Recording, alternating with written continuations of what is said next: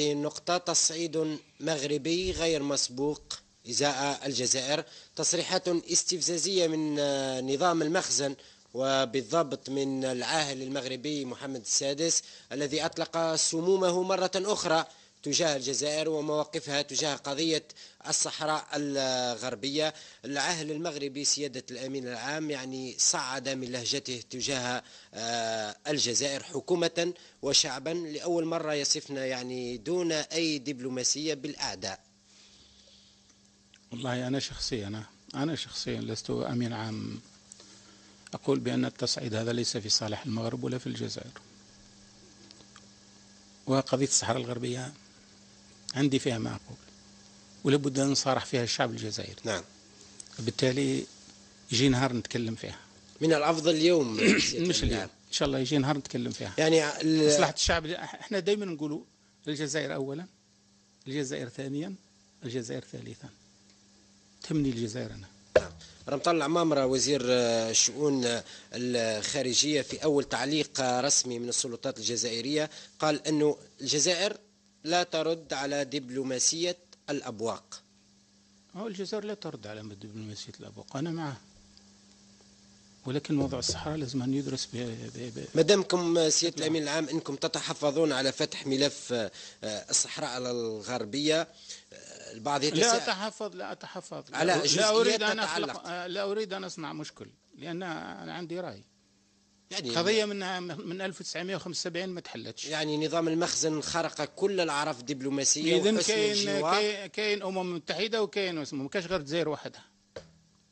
هذا الموضوع أنا كنت أتكلم فيه، نخرج الناس على عندما يستمع أمين عام القوة السياسية الأولى في البلاد، أمين عام الحزب الذي حرر الجزائر، يستمع إلى أطروحة في أروقة الأمم المتحدة تتحدث عن حق بين قوسين شعب منطقة القبائل في الاستقلال، في الانفصال، مصطلحات مغربية لأول مرة بصورة رسمية يصرح بها الوفد المغربي في الجمعية العامة للأمم المتحدة. هذه تصريحات مرت مرور الكرام هنا بالجزائر، لا نعلم موقف الأفلان من هذه النقطة بالذات. غباء سياسي يبدأ عنده سيعطيهم الاستقلال ومن بعد نتكلموا.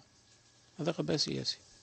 غباء سياسي من نظام المخزن، من النظام، من اللي أي دبلوماسي يتكلم بهذا الشيء هو غبي. نعم. سياسيا. السلطات الجزائرية أيضا في هذه النقطة السيد عمار سعداني متهمة بأنها تركت فراغ في منطقة القبائل، خاصة أمام ضعف الأحزاب السياسية. أنا أقول هذا الموضوع لا يمكن أن يثار، هذا الموضوع لا يوجد تماما، هذا كذب في كذب في كذب. القبائل هما متمسكين بجزائريتهم أكثر من جهات كثيرة. هذا الحديث هو ما عندوش معنى خلاص. هذا الحديث هو اللي بهذا الفتح الأبواب هذه اللي يدخل الاستعمار. نعم. فتح الأبواب هذه اللي يقدر تدخل أجنبي من أجل حماية، مش دخلوا في أماكن عديدة من أجل حماية الأقليات وغيرها. الحكاية هذه راهو تهديم الدول اللي يبدأ بهذا الشيء، سواء في الجزائر ولا في المغرب ولا في تونس ولا في ليبيا. هم يحبوا مغرب عربي، ما يحبوش مغرب عربي ما يكونش. هم ضد الموضوع هذا، وبالتالي باللي راهم يحركوا في الأقليات، يحركوا التوارق، يحركوا القبائل، يحركوا الشوية، يحركوا كما يقولوا المزاب، يحركوا السوافة، يحركوا أي عرق عندك يحركوها لك. المفيد تناطحوا تقاتلوا فإني أباهي بكم كما يقولوا أمتي. هذا أصحاب الغرب يقولوا لنا احنا نقولوا تخاووا تحابوا، يحبكم ربي ويرضى عليكم الشهداء والصالحين. نعم. استقلال في الانفصال، مصطلحات مغربية لأول مرة بصورة رسمية يصرح بها الوفد المغربي في الجمعية العامة للأمم المتحدة. هذه تصريحات مرت مرور الكرام هنا بالجزائر، لا نعلم موقف الأفلان من هذه النقطة بالذات. غباء سياسي يبدأ عنده سيعطيهم الاستقلال ومن بعد نتكلموا. هذا غباء سياسي. غباء سياسي من نظام المخزن، من النظام، من اللي أي دبلوماسي يتكلم بهذا الشيء هو غبي. نعم. سياسيا.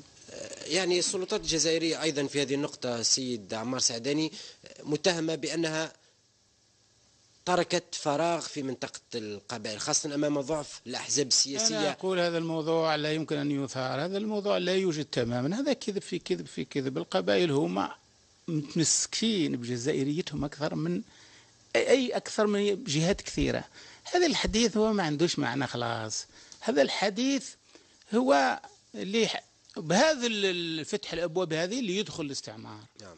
فتح الأبواب هذه اللي يقدر التدخل الأجنبي من أجل حماية، مش دخلوا في أماكن عديدة من أجل حماية الأقليات وغيرها. الحكاية هذه راهو تهديم الدول اللي يبدأ بهذا الشيء، سواء في الجزائر ولا في المغرب ولا في تونس ولا في ليبيا. هم يحبوا مغرب عربي، ما يحبوش مغرب عربي ما يكونش. هم ضد الموضوع هذا. عندي فيها ما أقول، ولابد أن نصارح فيها الشعب الجزائري. نعم. بالتالي يجي نهار نتكلم فيها. من الأفضل اليوم مش اليوم، إن شاء الله يجي نهار نتكلم فيها. يعني مصلحة الشعب. احنا دائما نقولوا الجزائر أولا، الجزائر ثانيا، الجزائر ثالثا. تهمني الجزائر أنا.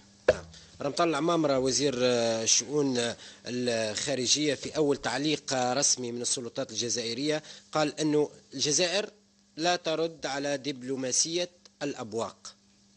الجزائر لا ترد على دبلوماسية الأبواق، أنا معه، ولكن موضوع الصحراء لازم أن يدرس مدامكم سيادة الأمين العام أنكم تتحفظون على فتح ملف الصحراء الغربية، البعض لا أتحفظ على جزئيات لا أريد أن أصنع مشكل، لأن أنا عندي رأي.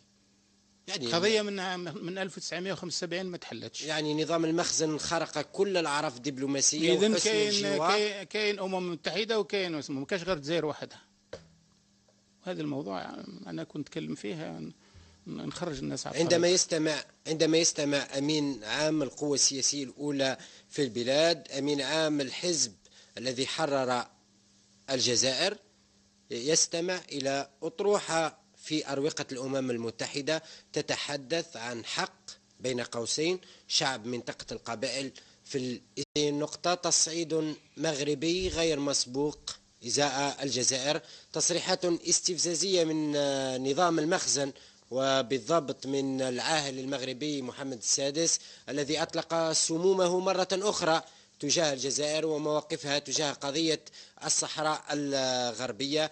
العاهل المغربي سيادة الأمين العام يعني صعد من لهجته تجاه الجزائر حكومة وشعبا، لأول مرة يصفنا يعني دون أي دبلوماسية بالأعداء. والله أنا شخصيا لست أمين عام أقول بأن التصعيد هذا ليس في صالح المغرب ولا في الجزائر. وقضية الصحراء الغربية